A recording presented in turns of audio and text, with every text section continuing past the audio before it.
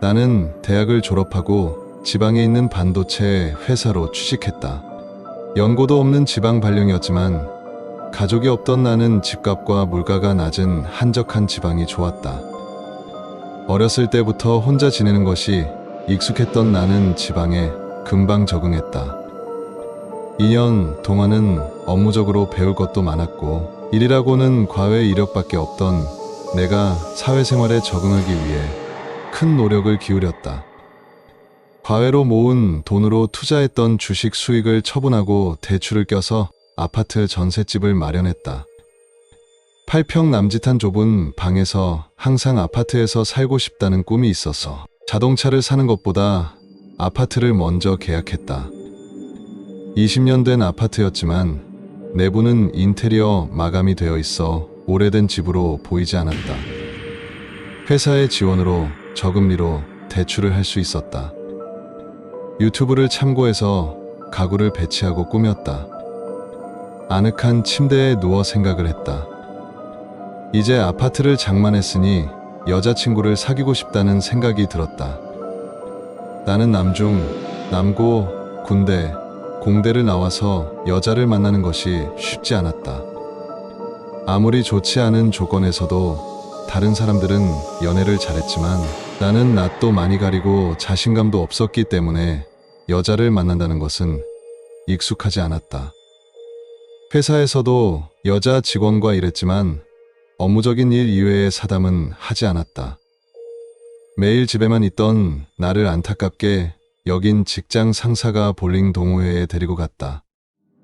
처음에는 거절했지만 직장 상사는 일단 한 번만 오고 결정하라며 애원을 해서 어쩔 수 없이 볼링 동호회에 참석하게 되었다. 동호회의 나이는 20대에서 50대까지 다양한 사람들이 있었다. 볼링을 처음 치는 나는 구석에서 동호회장에게 속성 강의를 받았다. 무거운 공을 반복해서 던져서 운동 부족이었던 나는 전완근이 아플 때까지 연습했다. 적극적으로 연습한 모습이 대견해 보였는지 동호회장은 볼링공을 선물해 주었다. 공을 던지기 전에 응원을 해주고 공을 던질 때마다 회원들이 박수를 쳐주어서 저절로 자신감이 생겼다. 볼링이 끝나고 뒤풀이로 술집에 갔다. 나는 신입이라 자기소개를 했다. 공대를 나왔고 2년 전 땡땡반도체에 취직해서 이 지역으로 왔다는 것을 이야기했다. 부끄러웠지만 다들 좋은 분위기로 받아주어서 즐거웠다. 동호회장의 건배사를 시작으로 다들 자리를 옮겨가며 이야기를 나눴다. 낯을 많이 가리는 나는 마치 장승처럼 자리에서 다른 사람들의 이야기를 듣고 있었다. 회사 회식 말고 다른 사적인 모임은 오랜만이라 즐거웠다. 모임은 즐거우세요? 내 옆자리에 여자가 앉았다. 볼링장에 있을 때 예뻐서 무의식적으로 계속 힐끔힐끔 쳐다보았었다. 쳐다볼 때마다 그녀는 나와 항상 눈이 마주쳤었다. 네, 재밌어요. 거짓말 재미없으면서. 여자는 취기가 조금 오른 듯 웃었다. 저는 이지훈이라고 해요. 나이는 27살 직장인이라고 소개했다.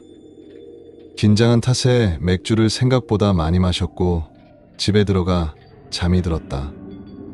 눈을 뜨자 침대 옆에는 이지윤이 곤히 자고 있었다. 의아한 상황에 어떻게 해야 할지 사고가 제대로 돌아가지 않았다. 어제의 일이 제대로 기억나지 않았다. 이지윤은 나의 기척에 눈을 떴다. 그녀는 아무렇지 않은 듯 눈을 뜨고 나를 향해 미소를 지었다. 실수한 것은 없었던 것 같았다. 여자와 같이 이렇게 가까이 있던 것은 처음이었다. 정 미안하시다면 점심 사주세요. 우리는 씻고 점심을 먹으러 갔다. 몸에서 좋은 향기가 나고 한결같이 미소를 짓고 있었다. 이지윤도 연고 없는 곳에 와서 사람을 만나기 위해 볼링 동호회에 가입했다고 했다. 우리는 공통점이 비슷했다. 이지윤도 여중, 여고, 여대를 나와 남자를 만나지 못했다고 했다. 나는 의문이 들었다. 외모가 예뻤기 때문에 길을 지나도 사람들이 전부 넋을 놓고 쳐다봤을 것만 같았다. 조심스러운 성격 때문에 남자와 친해지기가 어려웠다고 했다. 우리는 친해져서 동호회 모임 날이 아니어도 데이트를 하고는 했다. 그녀와 이야기를 하는 것은 즐거웠고 항상 좋은 식당을 소개시켜 주어서 좋았다. 그녀는 자취를 했다. 예민해서 다른 사람이 옆에 있으면 신경 쓰여 잠을 못 잔다고 했다. 예전에 지독하게 스토킹을 당한 적이 있어서 더 예민해졌다고 한다. 나는 그녀에게 동거를 제안했다. 남는 방도 있고 이지훈과 같이 살면 행복할 것 같았기 때문이다. 하지만 그녀는 동거 제안을 거절했다. 아직은 부끄럽고 신비주의로 남고 싶다고 했다.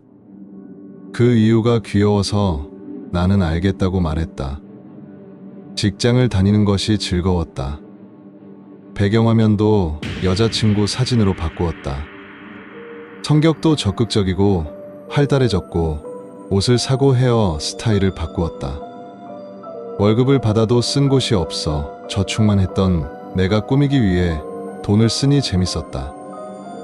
여자친구가 생기니 분위기가 완전히 달라졌다며 칭찬해주는 직원이 많았고 인사를 해주는 사람도 많아졌다.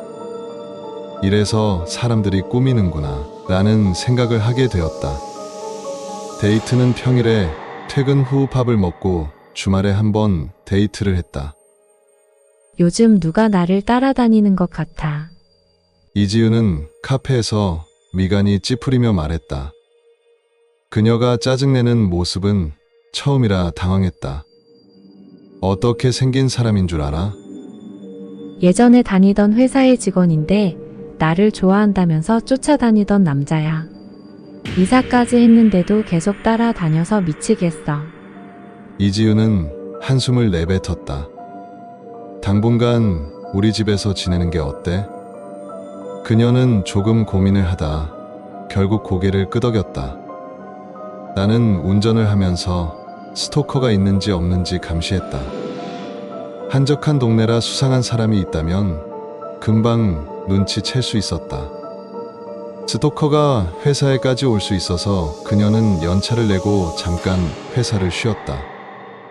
회사에 돌아오면 그녀가 해준 요리를 먹었다. 스토커는 좋지 않지만 그녀와 같이 있을 수 있다는 생각에 행복했다. 오빠는 왜 가족 사진이 없어? 그녀가 물었다. 나는 내가 살아왔던 인생 이야기를 해주었다.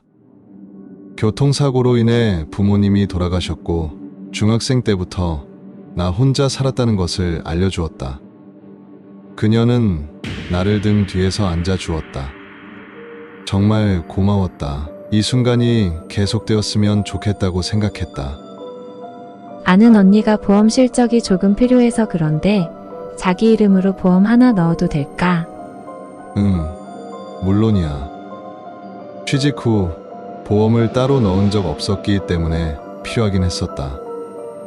그럼 내가 알아서 해줄게. 나중에 보험사에 연락 오면 답장만 제대로 해주면 돼. 그녀는 자기 일인 것처럼 기뻐했다. 여자친구를 도울 수 있다는 생각에 나도 기뻤다. 퇴근 후 운전을 하면서 가는데 뒷차가 안개등을 깜빡깜빡 반복해서 켰다. 트렁크가 열렸거나 바퀴 구멍이 뚫렸다고 생각하고 자동차 상태를 확인하기 위해 차에서 내렸다. 안개등을 켠 남자는 내 자동차 뒤에 주차하고 가만히 앉아 있었다. 안개등 조명이 너무 강해 운전자의 얼굴이 보이지 않았다. 자동차는 이상이 없었다. 안개빔을 켠 남자에게 다가가 창문을 두드렸다. 남자의 시선은 정면을 향해 나를 보지 않았다. 남자는 강하게 엑셀을 밟으며 그 자리를 떴다. 이지훈이 말했던 스토커가 떠올라 황급히 그 차를 쫓아갔지만 이미 사라져서 흔적도 없었다. 이지훈에게 직접 알리지는 않았다.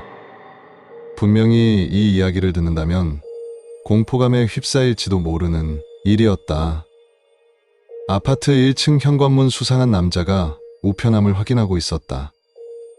나를 보자 고개를 숙이며 밖으로 황급히 나가려고 했다. 저기요. 여기 아파트 사람 아니죠? 나는 수상한 남자의 어깨를 잡고 말했다. 수상한 남자는 팔로 내 손을 쳐내고 아파트를 나갔다. 도대체 무슨 일인지 이해할 수 없었다. 조심해서 엘리베이터를 탔다. 누군가 재빨리 엘리베이터로 올 것 같아 황급히 닫은 버튼을 눌렀다. 엘리베이터 거울을 보며 침착하게 호흡을 가다듬었다. 얼굴에는 식은땀이 났다. 어색한 모습을 이지윤에게 보이면 그녀도 무섭다고 생각할지도 몰랐다. 엘리베이터를 도착하자 계단 쪽에 자동 센서 불이 켜졌다. 인기척도 느껴졌다. 나는 계단을 확인했다. 누군가 계단을 향해 황급히 내려가고 있었다. 이 집에서 나가야 했다. 이 집에 포위망이 쳐진 것 같았다. 나는 문을 열었다. 이지윤이 여유롭게 요리를 하고 있었다. 이지윤은 외출할 것처럼 예쁘게 꾸며 입고 있었다. 그녀는 나를 보고 해맑게 미소를 지었다. 아까 일어난 기이한 일은 자연스레 잊어버렸다. 얼굴에 땀이 맺혔네요. 많이 피곤했나 봐요. 나는 고개를 끄덕였다. 맛있는 음식 냄새에 배가 고팠다. 자, 여기 마지막 음식이에요. 마지막? 나는 그녀의 의아한 말에 나도 모르게 반문했다. 그녀는 대답하지 않고 미소만 짓고 밥을 먹는 나의 모습을 지켜보고 있었다. 밥을 먹을수록 점점 시야가 흐릿해졌다. 턱에서부터 온몸까지 쥐가 난 것처럼 근육이 저릿했다. 나는 더 이상 몸을 가누지 못해 눈을 감고 말았다. 눈을 뜨자 남자들이 내 침대를 둘러싸고 있었다. 남자에게 무슨 일인지 물었다. 음식 속에 녹아있는 수면제를 과다하게 먹었고 위 세척을 진행했다고 했다. 지금은 괜찮지만 경과를 지켜보고 퇴원해도 된다고 했다. 내가 사귀었던 이지윤은 연고가 없는 남자에게 접근해 사업비 명목으로 갈취하고 보험을 가입시켜받는 수법으로 사람을 죽여 수배가 내려진 상태였다고 한다. 점점 포위망이 좁혀오자 이지윤은 빨리 나를 죽이고 돈을 훔쳐갈 생각이었다고 했다. 나는 그 이야기를 듣고 충격을 받아 아직 사람을 믿지 못하고 있다.